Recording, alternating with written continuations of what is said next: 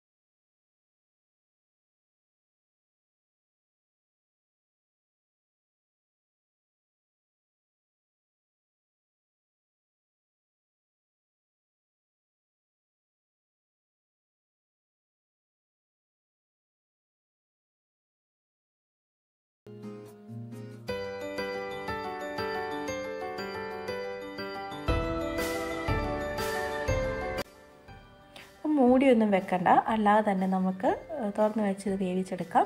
നമ്മൾ ഇടയ്ക്കിടയ്ക്ക് അടി ചേർത്തൊന്ന് ഇളക്കി കൊടുക്കണം, പെട്ടെന്ന് അടുക്കി പിടിക്കാൻ ചാൻസ് ഉണ്ടാവുകൊണ്ട് ഒന്ന് തിളച്ച് കഴിയുമ്പം തീ കുറച്ചിട്ട് കൊടുക്കണേ.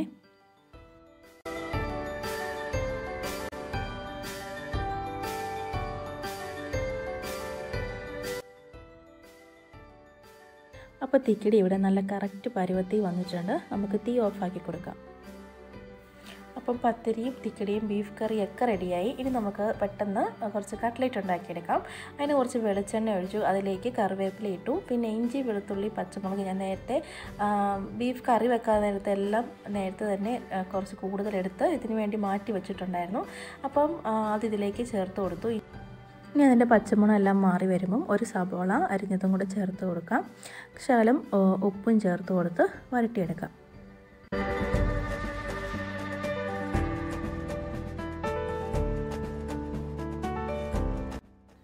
അപ്പോൾ എല്ലാം നന്നായിട്ട് വരട്ട് വന്നിട്ടുണ്ട്. നമുക്കിനി ഇതിലേക്ക് പൊടികളൊക്കെ ചേർത്ത് കൊടുക്കാം. ബീഫ് കറി വെക്കാൻ നേരത്ത് ചേർത്ത പോലെ തന്നെയാണ് മഞ്ഞൾപ്പൊടിയും മുളക് പൊടിയും മല്ലിപ്പൊടി ഒഴിച്ച് ബാക്കിയെല്ലാം ചേർത്ത് കൊടുക്കുന്നുണ്ട്. പിന്നെ കുറച്ച് ഗരം മസാലപ്പൊടി, പെരിഞ്ചീരകം, കുറച്ച് മീറ്റ് മസാലപ്പൊടി ഇവയെല്ലാം ചേർത്ത് നന്നായിട്ട് വരട്ടിയെടുക്കാം. കുറച്ച് കുരുമുളക് പൊടിയും കൂടെ ചേർത്ത് കൊടുക്കുന്നുണ്ട്.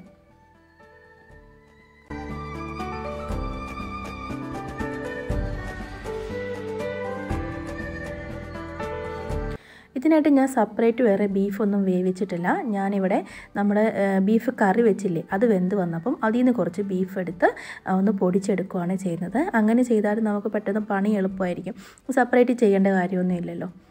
പിന്നെ നമ്മൾ നേരത്തെ വേവിക്കാൻ വെച്ച കിഴങ്ങ് ഇവിടെ റെഡിയായി വന്നിട്ടുണ്ട്. അത് നമുക്ക് നന്നായിട്ടൊന്ന് ഉടച്ച് കൊടുക്കാം. അതും കൂടെ ഉടച്ച് നമുക്ക് ഈ മിക്സിലേക്ക് ചേർത്ത് കൊടുക്കാം.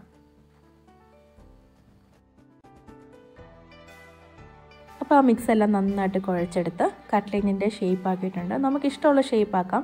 ഞാൻ എളുപ്പത്തിൽ ഈ ഷേപ്പിലാണ് കട്ട്ലേറ്റ് ഉണ്ടാക്കുന്നത്. ഇനി ഒരു പാത്രത്തിലേക്ക് 2 മുട്ട എടുത്ത് കുറച്ച് ഉപ്പും ചേർത്ത് നന്നായിട്ട് മിക്സ് ചെയ്തെടുക്കുക. ബ്രെഡ് പൊടിച്ച് വെച്ചിട്ടുണ്ട്. ഇനി മുട്ടയെ മുക്കി ബ്രെഡ് പൊടിയിൽ മുക്കി നമുക്കിത് ഫ്രൈ ചെയ്തെടുക്കാം.